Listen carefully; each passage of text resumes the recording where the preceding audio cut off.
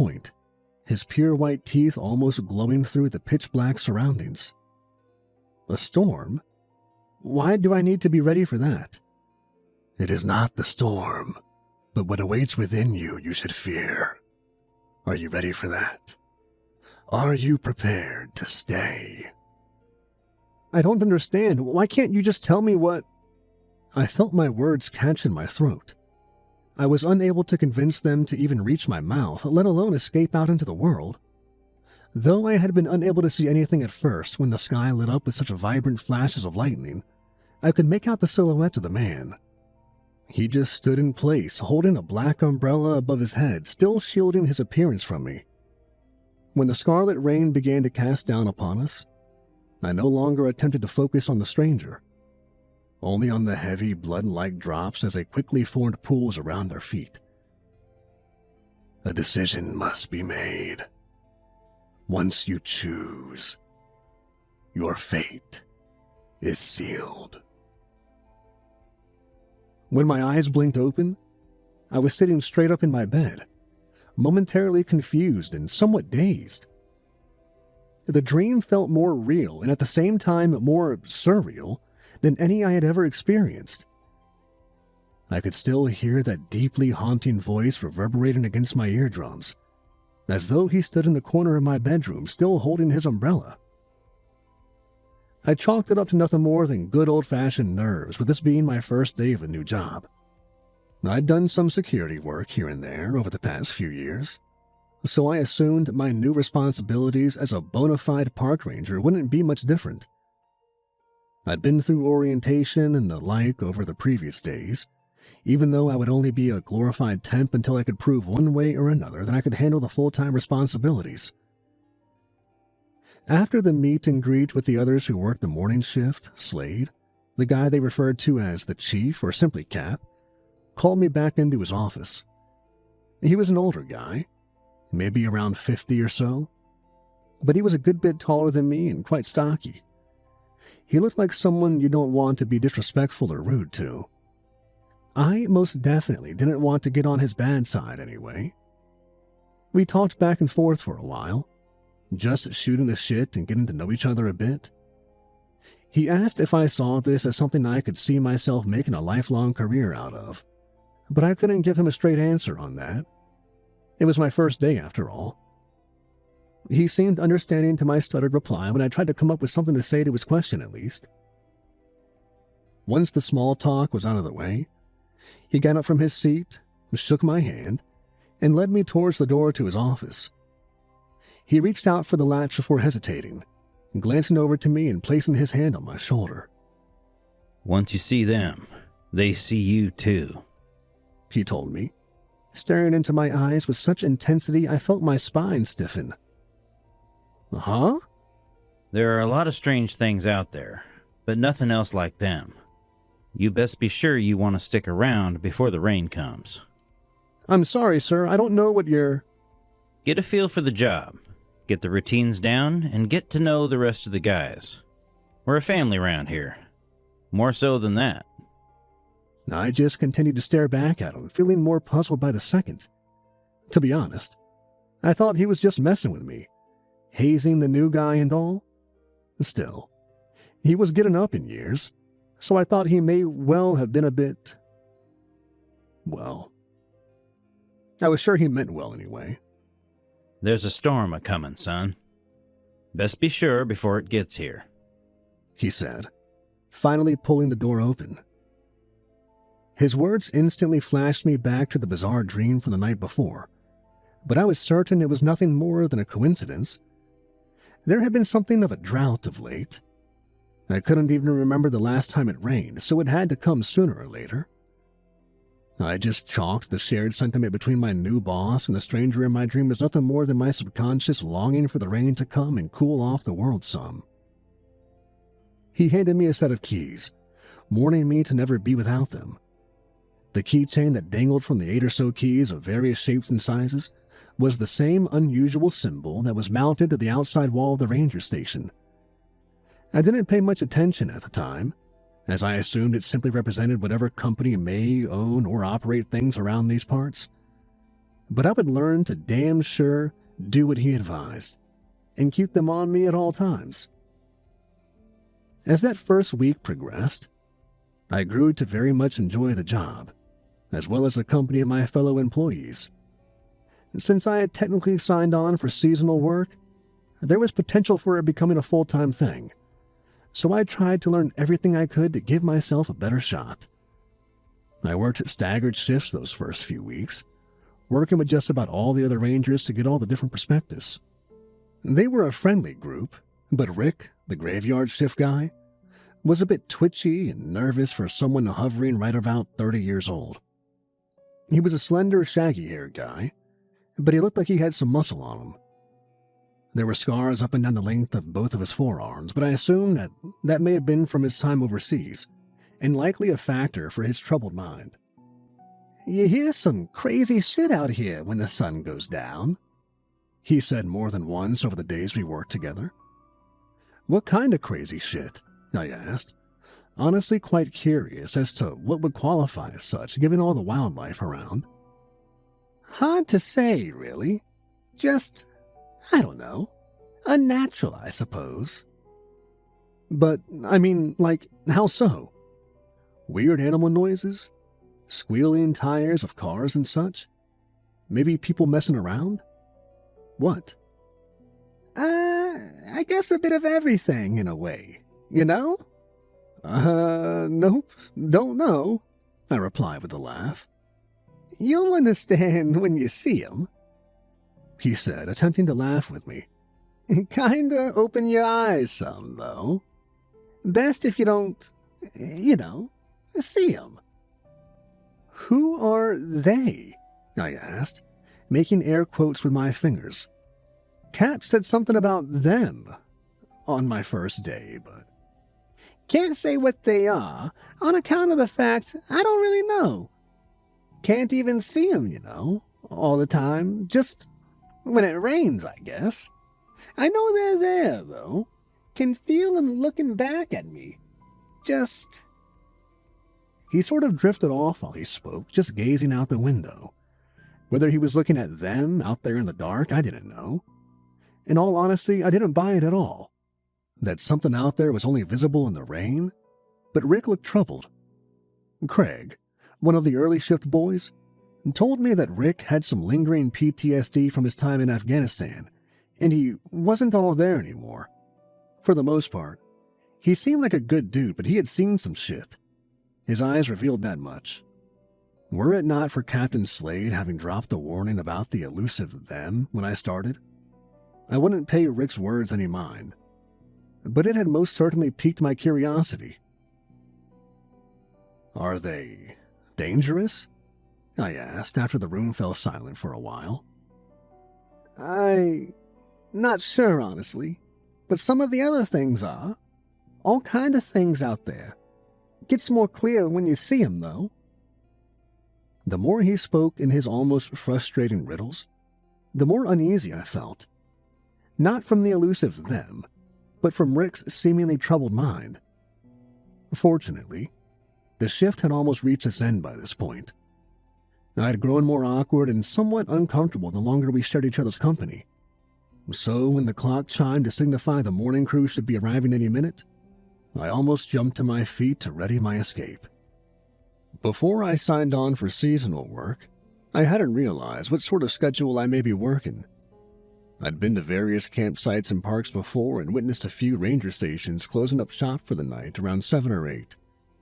Had I understood that this particular area required 24-hour supervision, for some reason, I'm not entirely sure if I would have gone for it. But it would seem like I would be fluctuating my hours at least. Over the following weeks, I completed my training, grew far more familiar with most of the trails and more populated hiking spots, and had begun to feel like a solid part of the team. Being the new guy, I was still working a different shift each week, but I was okay with that. I would still have plenty of time off, plus guaranteed at least one full weekend off a month. Sure, the job didn't pay quite as much as I would like, but I would apparently get a healthy raise after becoming a full-time employee.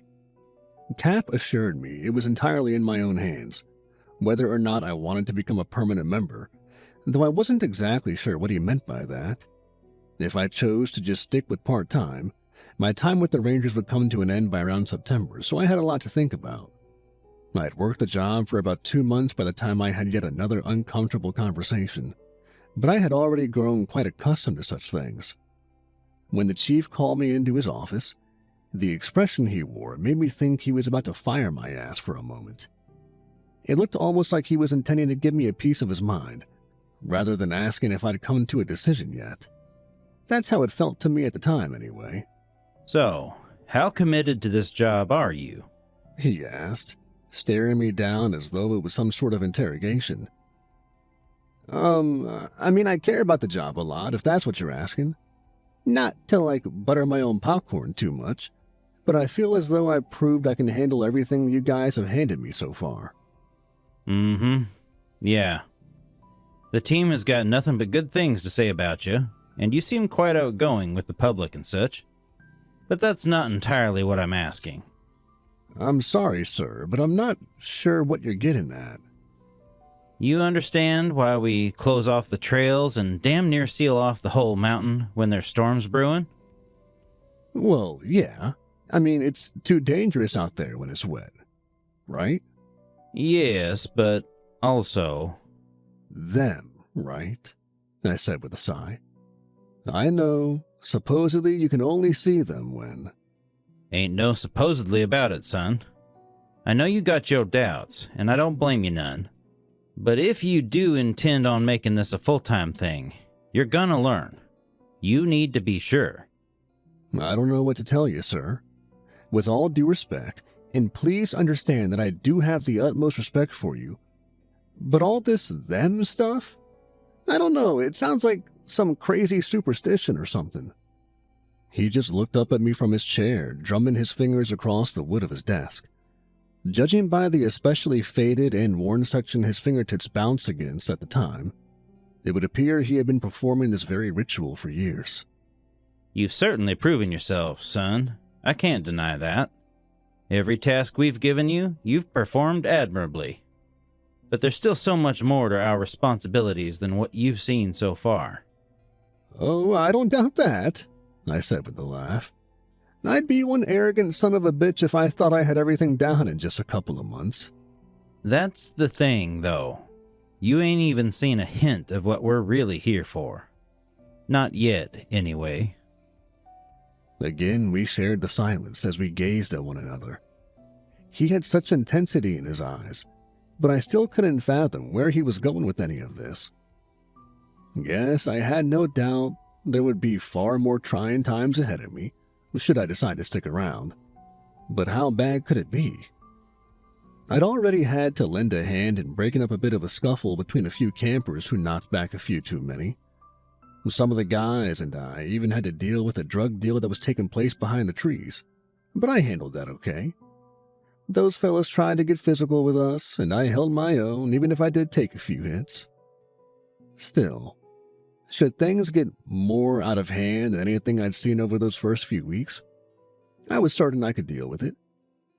I'd seen my fair share of scraps when I was younger, even had to defend my little sister against our drunk father more than once, so I'm no stranger to either tough times or hard decisions. Supposed to rain this weekend, the chief said, finally breaking the uncomfortable silence. You okay with working Saturday and Sunday? Yeah, shouldn't be a problem at all, I replied, fully aware that I couldn't expect to have every weekend to myself. I want you on the graveyard shift for the next few days, too. You all right with that? Yeah, sure thing. You think about how you see your place here. When the rain comes, if it's while you're on the job, really think about it. You want to stay and be a part of this? Take a look outside. If not, might be best to just turn on the TV and tune out the world for a time. I wasn't exactly psyched to work the late shift, nor was I thrilled about sharing the office with Rick again, but I had a feeling Cap was testing me. I still hadn't given him a yay or nay on the ready for full-time question yet, but I was interested. I couldn't deny the strange superstitions of the group that had made me a bit uneasy, but I still liked everyone I had worked with so far, even Rick, when he wasn't being so, well, dramatic, I suppose. To my surprise, when I came to work the following night, it would seem I would be working alone. On one hand, it was quite intimidating to be left to my own devices for the first time, but on the other, it would be incredibly peaceful to have the place to myself. The times I'd worked the night shift before, little to nothing happened, other than the occasional phone call or making rounds to pass the time. It had already begun to sprinkle during my drive to work, and I had to manually open the main gates at the base of the mountain, as they had already shut everything down for the storm. When I rolled into the station, Sarah and James had made a little small talk before almost ordering me to give them a call if anything came up. James is a pretty big black guy, even taller and more stocky than the chief. He's super friendly and almost carefree in the way he carries himself, though he looks like the type who would fit right in as a bouncer at one of the more popular hotspots in the city. Sarah's maybe a half-foot shorter than me, but very pretty, with big hazel anime eyes and curly dark hair. She comes off as really sweet and friendly, but I get the feeling she could kick some serious ass if a situation called for it. Given how quiet everything had grown outside, I assured them they had nothing to worry about. I didn't want to just flat out admit that I would likely just take a nap after a while, as I didn't see myself making rounds in the rain. Also, with the day shift having seemingly run everyone off the mountain before the first drop hit the ground, I was certain it'd be a peaceful night. "If you do go out there," Sarah said, wearing the expression of a mother lecturing her child, "make sure you've got your keys with you." "Oh yeah, the last thing I need is to get locked out," I reply with a laugh. "No, it's—" "He's got this," James said, laying his hand on Sarah's shoulder. "We all had to handle the first one solo. You got this, right?" "Hell yeah," I said, still chuckling a little. "Just be safe, yeah?" Sarah said, giving me a concerned smile before she and James walked out. I rolled my eyes at the overly dramatic performance my colleagues were putting on, but I did give an absent-minded jiggle to the keys dangling from my belt loop to ensure they were in place. With the place all to myself, I kicked back, switched on the TV in the lounge, and kicked back on the couch. Maybe an hour or so after the previous shift had headed out, the bottom fell out. It sounded like a veritable monsoon was hammering against the walls of the cozy cabin we called a ranger station. Even with the brutal wind sounding as though it was thrusting the trees themselves against the exterior walls, it didn't concern me much until the TV lost its signal. I don't mean to sound like I was just trying to ride the system and whittle the hours away watching TV, but I suppose that had been my plan up until that point. I gave a heavy sigh, staring at the static on the screen until I just turned the damn thing off. I got to my feet, unclipped the keys from my belt to fidget with them, spin them around my finger and the like, pulled out my phone, and just aimlessly wandered around the cabin. As I casually played my bubble popper game while tinkering with my keys like a fidget spinner, I sighed once more when the lights went out. I could feel the absence of air conditioning almost immediately. The room got stuffy in a hurry, making me realize I was in for a long night indeed. While the storm continued to rage on, rattling the building so violently I almost jumped with every lightning strike, a new sound joined the soundtrack of my first night alone in the cabin. The scream sounded as though it was right outside, inspiring me to stash my phone and head to the gun cabinet. Whether it was from the scream itself, the fact I was alone, or just a bit of inherent fear at the time, my hand was shaking pretty aggressively while I unlocked the door to the gun safe. I grabbed a shotgun, a handful of shells, and a flashlight from the rack beside the safe, still trembling while I clicked it on.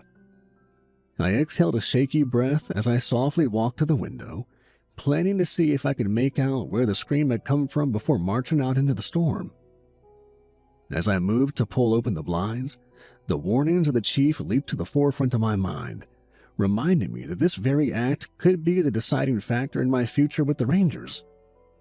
For a moment I hesitated, still holding the string to the blinds between my fingers. I just stared around the room, almost searching for something to guide me one way or the other. But when the horrified shriek echoed for a second time, my mind was made up, be it for better or worse. For several minutes, I gazed through the glass, unable to make out much of anything. When the power went out, it had also snuffed out the street lamps, which left me just glaring into the darkness and the rain beating against the glass. It wasn't until the world outside was illuminated by a succession of lightning strikes that I finally got my first glimpse of what I assumed to be them, though that's not saying much. That first flash allowed me to see little more than the rain itself, looking like a veritable hurricane with how heavy and violently it beat across the ground and the cabin. The second strike revealed something my eyes couldn't quite register at first, but it was enough for me to focus on that spot for the next one. When the third lit up the world below, I felt my mouth droop and my eyes widen when I saw the shape almost silhouetted by the rain. The longer I looked through the glass, the more clearly I could see them, though it was only the one at first.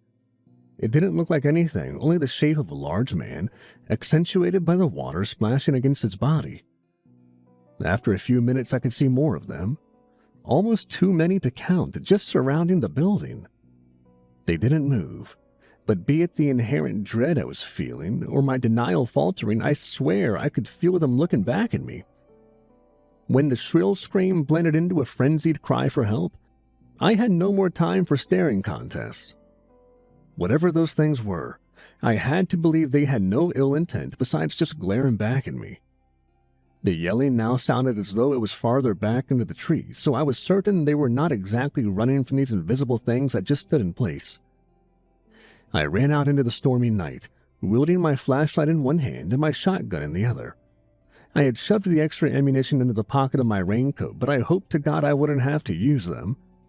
My heart was racing harder than my feet as I weaved in between the still unmoving, rain-soaked silhouettes while I half expected them to reach out for me. And to my relief, I was clear of them and cutting through the trees before I knew it. The further I sprinted through the woods, the louder the screaming grew, assuring me I was nearing whatever frightened individual had found their way this far up the otherwise sealed-off mountain. My legs almost sent me to the soggy forest floor, skidding to a halt when I finally looked upon the one who continued to shriek. I felt my limbs shudder more violently than the slender branches shaking from the aggressive wind when my eyes met those of the screaming figure. "Help me," it said in a voice not unlike a terrified child. I couldn't form anything legible from my mouth, which trembled just as much as my fingers and toes. "Save me, mister," it said, getting to its feet. The more it spoke, the more its voice transformed from that childlike tone to something far more deeper and hauntingly unnatural. "You will help me, won't you?" It stood 7 feet tall to my reckoning, though I can't say I was in control of my faculties enough to make an accurate assessment of such things. It looked like a skeleton, with pale flesh and slender musculature lining its bones. Its face was long, with its pointed chin almost touching the top of its chest, even with the neck that appeared just as lengthy as its scrawny forearms. When my flashlight slipped from my fingers, I could only make out its features in between flashes of lightning, each one revealing it had neared since the last. It looked as though its arms and legs had 2 joints for every one I had, making its staggering movements in the sporadic light even more unsettling to look upon. As it opened its mouth wider to reveal thin and pointed teeth, it appeared as though its jaw did not hinge, but simply dropped open as though it had pistons behind its wafer-thin cheeks. The emaciated and sunken chest heaved as it moved closer, accenting its ribs that seemed to double my own in number. Those insanely lengthy legs darted right at me, until I could finally make out the pure and almost shimmering white of its eyes. There were no irises to speak of, only tiny, round, blackened dots in the dead center of the otherwise milky pool of its gaze. "Do something!" a voice in the back of my head yelled out, but I couldn't convince my paralyzed limbs to move. It wasn't until the thing shrieked out again in that shrill squeal that almost caused my bladder to rupture from within that I finally forced my body to listen to me. It reached out towards me with those slender arms shifting at its inhuman angles, while I moved my limb, training my loaded shotgun before me. I pulled the trigger, releasing the shotgun spray directly into the midsection of the horrendous creature. Since I had only managed to take possession of the hand that held my weapon, my inability to stabilize the damn thing before I fired kicked the gun right out of the fingers that barely gripped onto it. As soon as the shell discharged, I felt it jerk my wrist and elbow to the side, sending my only weapon to the ground. Though the skeletal creature shrieked more aggressively when the shrapnel tore into its gut, it was only momentarily stunned. My weakened knees had dropped me just as hazily to the soggy forest floor as the low-flying shotgun had only moments before, while I watched the torn flesh and tissue repair itself before my eyes. "My God!" the voice in the back of my mind whimpered. "What can I do?" The thing let out another squeal, but it was not one of anguish or pain. If I had to wager a guess, I would assume it was laughing. Its arms flailed wildly as it gyrated with its nauseating howl, which only sealed the reality of my fate in the recesses of my mind. I would not survive this. When it settled back down from its fit of maddening laughter, it just stared at me. It had me whipped and I knew it. Hell, I knew it too. But I just couldn't fathom how to do a damn thing about it at this point. When I gazed up at it, attempting to accept the inevitability of my mom and sister being able to cash in my life insurance policy, another bright stab of lightning revealed something I hadn't noticed before. Its pale flesh had scars across it, not remnants of tears and gashes or even shotgun spray to the gut, but symbols burned into it. Not just any symbol, but the one that adorned the outside wall of the ranger station, though these were about the size of a keychain. I reached for my belt, my heart racing with the prospect of a possible manner of escape. A desperate plea of preserving my worthless life that crumbled in an instant when I realized my keys now lay upon the shelf next to the gun cabinet back at the cabin. "No," I whimpered, my heart sinking into the pit of my stomach. I exhaled one last trembling breath as the thing leaned over at its lengthy waist, reaching out for me with both of its hauntingly unnatural arms, steadily twisting as they neared. I could smell the sickeningly foul stench drifting from the blackened tips of its fingers as they closed the gap between us before I closed my eyes, bracing for whatever it had planned. When the gunshot rang out, I almost confused it for a violent clap of thunder at first. As the sticky fluids and grizzled tissue sprayed across me, my eyes blinked back open to see the thing glaring at the meaty stump of its left hand before another bullet tore into its chest. "You okay, kid?" Slade said, panting for breath while James and Sarah beat the creature away from me with the butts of their guns. I still couldn't quite produce words, only looked on as the creature regrew its hand while each wound inflicted by my colleagues sealed shut before the next. Once they had it down on its knees, they pulled something from their pockets, pressing it against the flesh of the beast. The thing shrieked out in agony from the circular crests burning its skin, leaving that same symbol that hung from my keychain in their wake. While the injuries inflicted by our weapons faded within moments, those charred into it from the bizarre symbol remained reddened and angry. Slade helped me back to my feet before the thing pushed away from my associates, attempting to get to its feet and sprint back into the woods. When James kicked the legs out from under it, Sarah drew a lengthy machete from her hip. They moved so quickly, coordinating each attack so flawlessly that I could barely keep track. James finally pinned the thing to the ground, pushing the heel of its boot away from the withered chest of the flailing creature. With one swipe of her blade, Sarah separated that horrendously long head from the slender neck, kicking it to the side like a soccer ball when the work was done. I still just looked on while they severed each limb, before gathering up the dismembered parts in thick garbage bags once it was split apart into easily manageable servings. Only moments prior, I was certain I would not live to see another day, so I didn't speak a word while they handed me a few of the bags before helping me back to the station. Nobody acknowledged the things only made visible by the pouring rain as we left the trees behind, nor did anyone speak up until we got back into the cabin. Slade walked down to an apparent basement I never knew about, after tossing the bags down the stairs while James and Sarah fished some towels from a closet. Moments later, After the rumblings of something below, the lights flickered back on. Sometime later, the chief came back up from the lower level, panting slightly as he rubbed his brow with the back of his forearm. I had no way to know what exactly he did to dispose of the pieces of the creature in the woods, but that was only one of so many questions I had bouncing around in my mind at the time. Probably should have told you about the generator downstairs, Slade said with a chuckle, giving Sarah a grateful nod for the towel she handed him. Probably should have told me a lot of things, I replied, almost coughing on the first words I'd spoken in what felt like hours. You wouldn't have believed them, Sarah said, vigorously scrubbing the towel across her thick and wavy hair. I know I wouldn't back then. James was just staring out the window while attempting to dry himself off, only looking back from time to time to give it a green nod or smile. Sarah went to the kitchen, coming back some moments later with a tray holding our 4 steaming cups. I hadn't even realized how frigid my flesh was until the hot coffee flowed down my throat. I could feel its warmth spread through me the instant it entered my mouth. Slade handed me some blankets before we all gathered up in the lounge, sitting around like huddled-up kids at a sleepover. They can see you now, he said, gesturing with a tilt of his head towards the window in the lobby.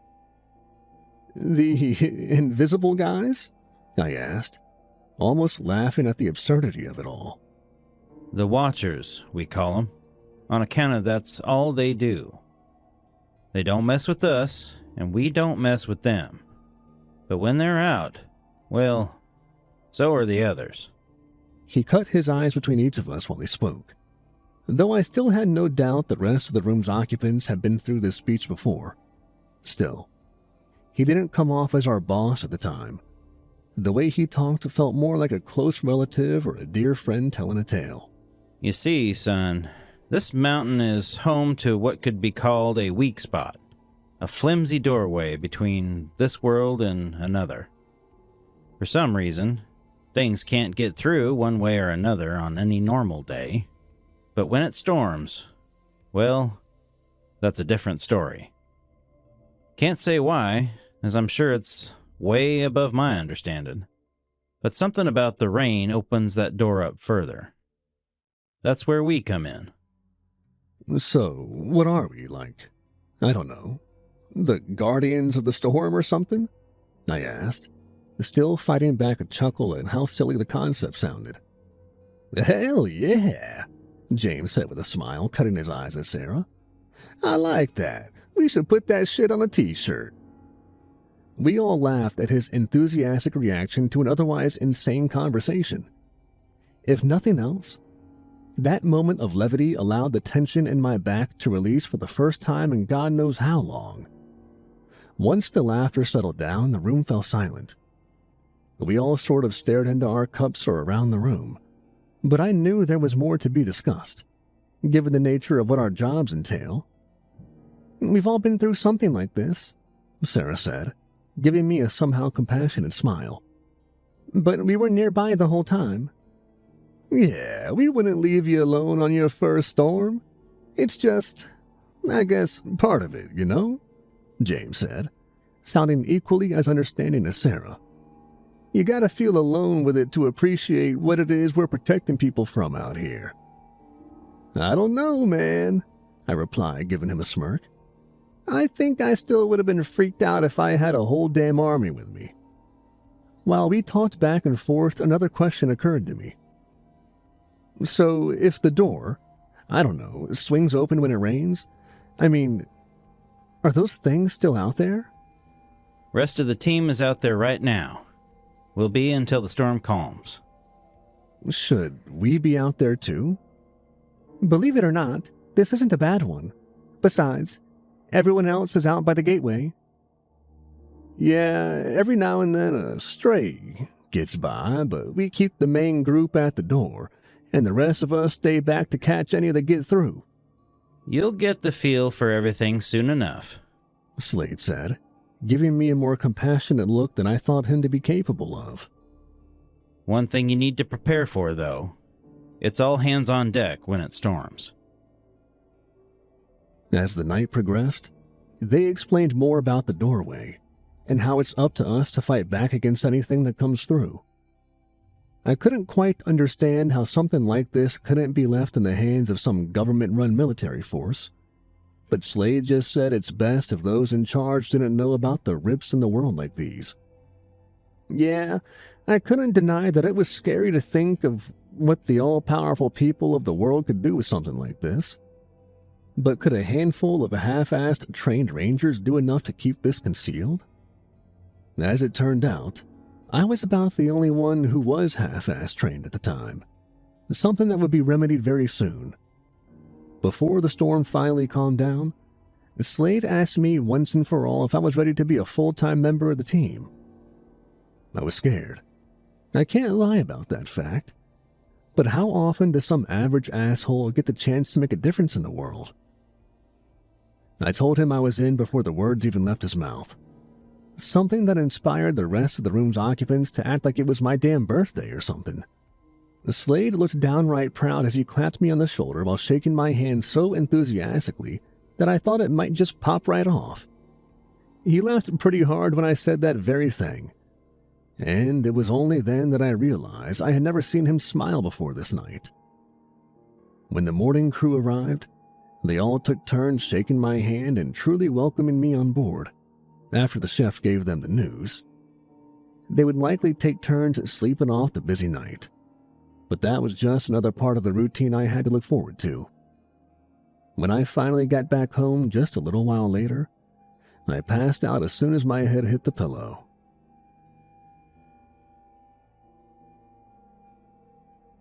A decision has been made, yes? The stranger in the dark asked. Once more, all I could see was that wide smile. But be it due to the veil being lifted from my eyes or just the simple fact that this was our second meeting, I was a bit more apprehensive about his presence this time. It has, I replied with confidence in my words. Then you have found your place? I believe I have, yes. Just as it had the last time we spoke, the rain began to trickle down around us. I looked to my hands to see the pools of crimson forming upon my palms before I glanced back up to that unwavering grin. A storm is still coming. I survived the last one. That was nothing. Just a taste of what is yet to come. And what is any of this to you? Who even are you? You will see soon enough. The laughter that erupted from that oversized mouth after those last words broke free from it damn near caused me to retch over the side of my bed when I, once more, found myself sitting straight up gasping for breath. I planned to ask Slade and some of the others if they've experienced any strange dreams featuring this unusual individual, but I'm sure it's nothing more than my subconscious, getting carried away with my new outlook on the world. I still have a lot to learn, and the guys pretty much guaranteed that my training is going to be far more removed from a simple walk in the park, but I think I'm prepared for it. I am most certainly intimidated by what else could be out there just waiting for us in the storm, but I hope I'm strong enough to handle it. Slade told me they'll have a local tattoo artist come to the station within the next few days to hook me up with the same ink they all share. The symbol that hangs from the keys I'll be damn sure never to be without again. I hope to find out what that symbol is, or at least what it represents. But that's only one of the many things I have yet to learn. Depending on how things go with my training, I'll try to post more soon. Just rest assured that next time the heavens open wide, cleansing the world below with its ferocious storm, we will be out there, lending a hand to keep the other side from breaking through. It may not be what I originally signed up for, but I think that for the first time in my life, I have truly found where I belong. Be it for better or for worse, well, that remains to be seen.